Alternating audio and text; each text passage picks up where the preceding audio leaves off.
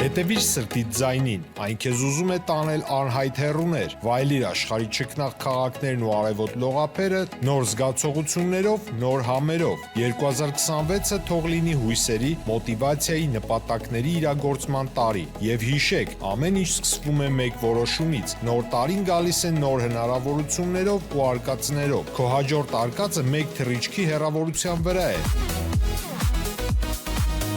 Travel with M 095 89 20 48 Արև ձեզ արգել երուստատողներ, մենք շարունակում ենք կարևորագույն թեմաների քննարկումները, այսպես ես զրուցել եմ առողջապահության կազմակերպիչ բժիշկ Գևորգ Գրիգորյանը, շնորհակալ եմ պարոն Գրիգորյան մեր հավերն ընդունելու համար։ Մենք նախորդ անգամ երբ հանդիպեցինք, այդ բժշկական ապահովության թեմայի շուրջ, այսպես եռում էին, բժիշկները իրենց բողոքի ձայնն էին բարձրացնում, դուք դա նաև ներկայացրեցիք այստեղ։ Հիմա ինչ փուլում է, այսինքն գործընթացը հարմարվեցին բժիշկները, թե ինչ որ փոփոխություններ եղան, որտեղ պիտի հանդիպում լիներ նախարարության ներկայացուցիչները, խնդրեմ ձեր գնահատականները։ Բժիշկների մի մասը բնականաբար ինչ որ ձևով ադապտացվեց, որովհետև բուժաշխատողներին հիմա վարչական տերորի են ենթարկում, այսինքն ասում են կամ հարմարվում ես ու չես խոսում, կամ դիմումդ գրի գնա։ Այսինքն այդ շանտաժի լեզուն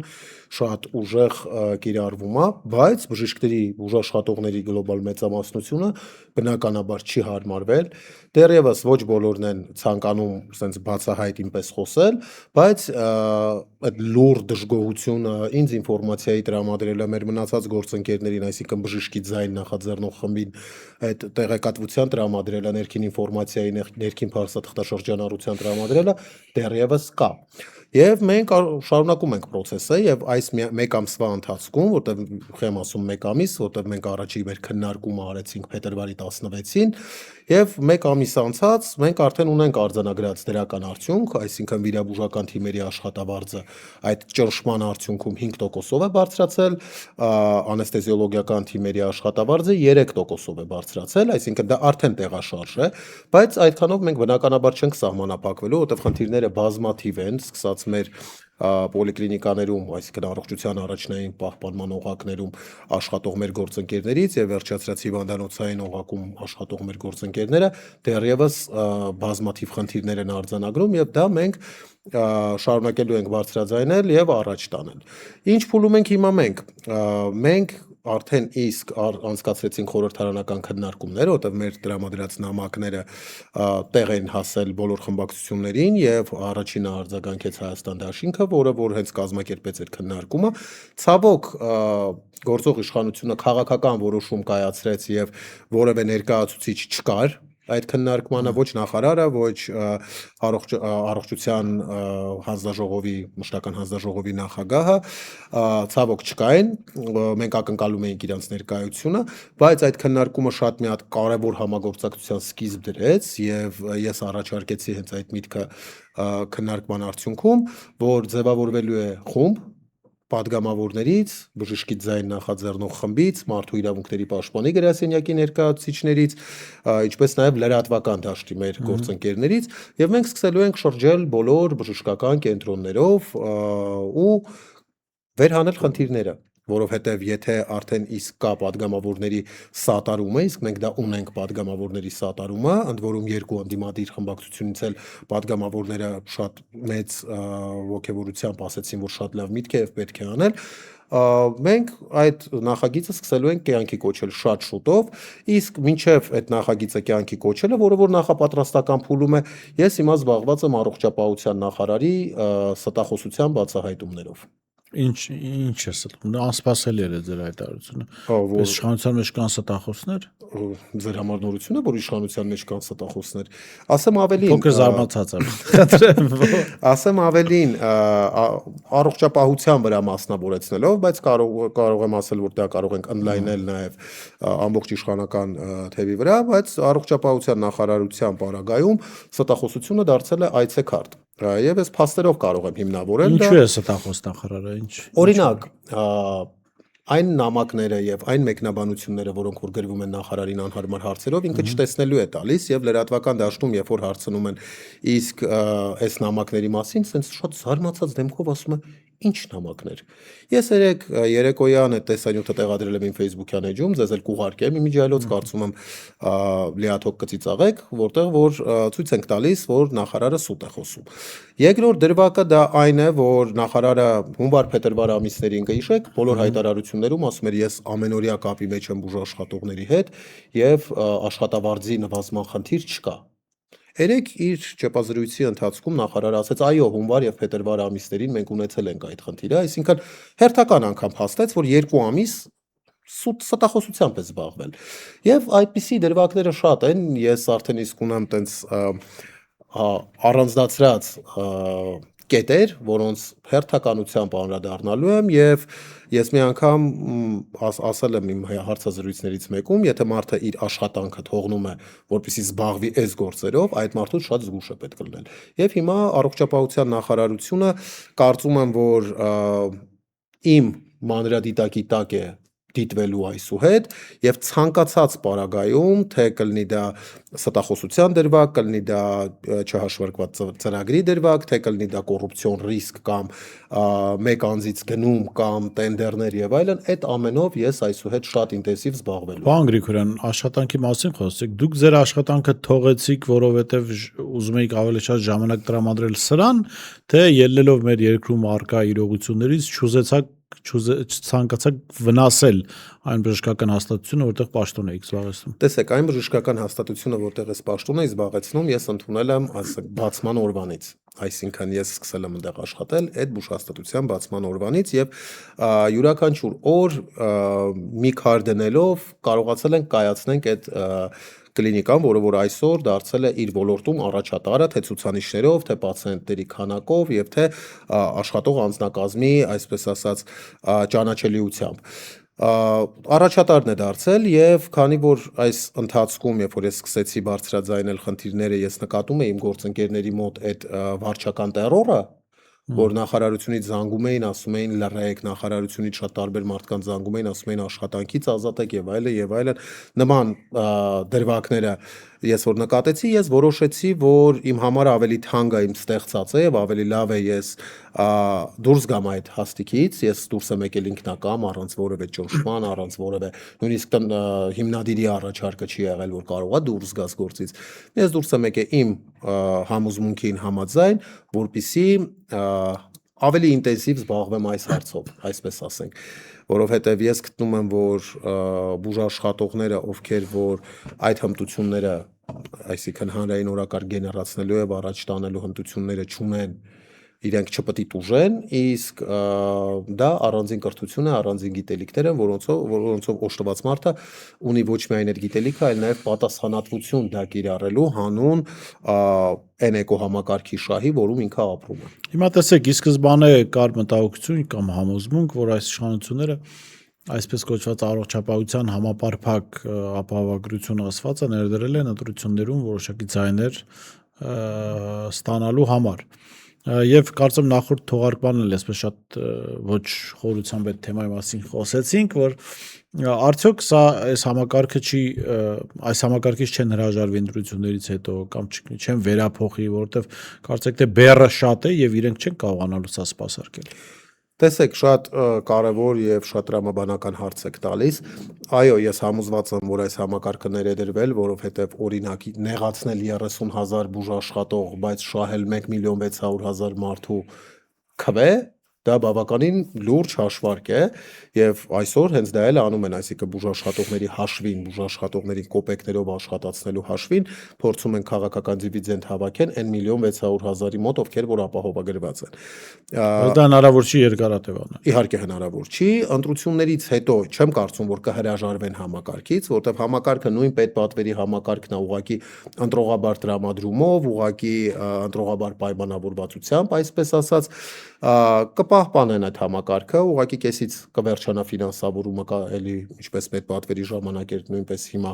կսկսեն զանգել բուժկենտրոններով ասել, որ հերթագրեք պացիենտներին, որտեղ չեն կարողանալու վճարել, ու համակարգը տենց կաշխատի, արդյունքում տուժելու է բժիշկը, տուժելու է պացիենտը։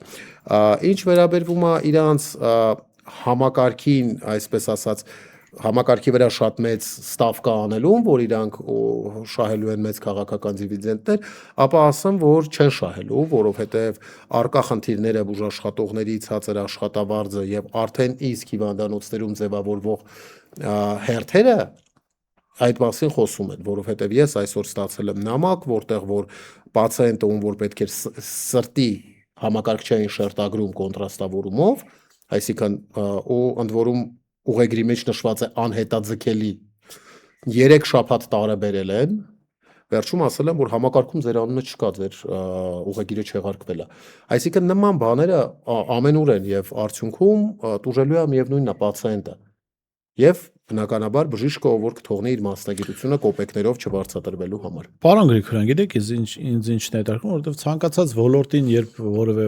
ճգնաժամ կամ խնդիր է առնչվում, այդ ոլորտի կոպիտ ասած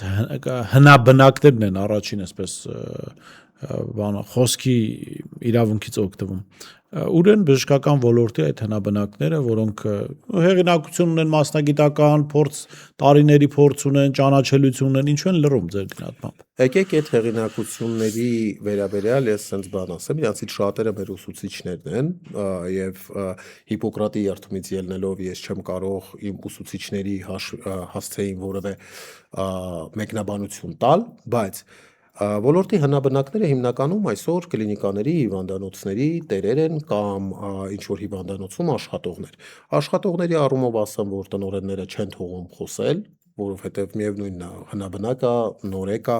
աշխատանքից կազատեն, իսկ հիվանդանոցի տնօրենների պարագայում արկա է շահերի բախում, որովհետև այդ ապահովագրական փոխհատուցումներից շահելու է հիվանդանոցի տնօրենը։ Իմաստը որն է ինքը իր շահը դնի մի կողմ եւ սկսի խոսալ բուժաշխատողների բարեկեցությունից, ընդ որում այն պարագայում, երբ բուժաշխատողները վախենում են ձայն բարձրաձայնել։